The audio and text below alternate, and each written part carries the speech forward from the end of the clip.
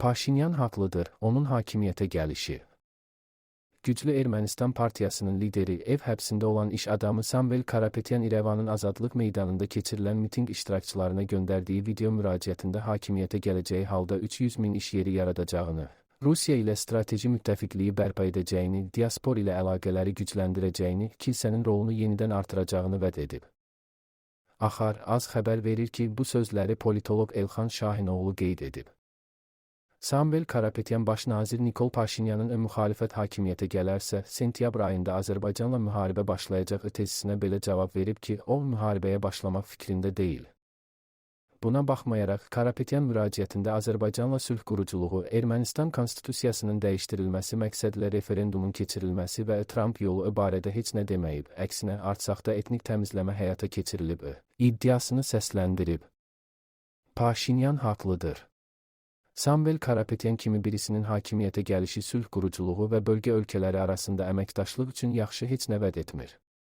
Ermənistanda seçki kampaniyası bu ölkənin daxili işi olsa da, fikrimcə Azərbaycan Xarici İşlər Nazirliyinin Ermənistanda müxalifətdən olan namizədlərin təxribatçı açıqlamalarına reaksiya verməsinə ehtiyac var. Məsələn, bəyan edilməlidir ki, Ermənistanda seçkidən sonra formalaşan hökumət sülh quruculuğundan və əvvəlki razılaşmalardan imtina edərsə, bunun həm iki ölkə arasındakı münasibətlərə mənfi təsirləri olacaq, həm də bölgədə yeni müharibə riski yaradacaq. Bu bəyanat ona görə əhəmiyyətlidir ki, Ermənistan vətəndaşları seçkidə doğru seçim etsinlər, politoloq vurğulayıb. Qeyd edək ki, Ermənistanda parlament seçkiləri iyunun 7-də keçiriləcək. İran bundan imtina etmək istəmir, Tramp. İran nüvə ambisiyalarından imtina etmək istəmir. Axar, az xəbər verir ki, bu sözləri ABŞ prezidenti Donald Trump Truth Social'da yazıb.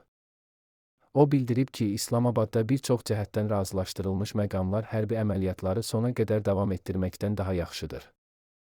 Lakin bütün bu məqamlar nüvə enerjisinin bu cür dəyişkən, çətin, gözlənilməz insanların əlində olmasına icazə verməklə heç bir əhəmiyyət kəsb etmir. Bütün bu müddət ərzində 3 nümayəndən və İran nümayəndələri çox mehriban danışdılar, amma bunun əhəmiyyəti yoxdur, çünki onlar ən vacib məsələdə çox inadkar idilər. Hər zaman dediyim kimi, İran heç vaxt nüvə silahına sahib olmayacaq, deyə Trump əlavə edib.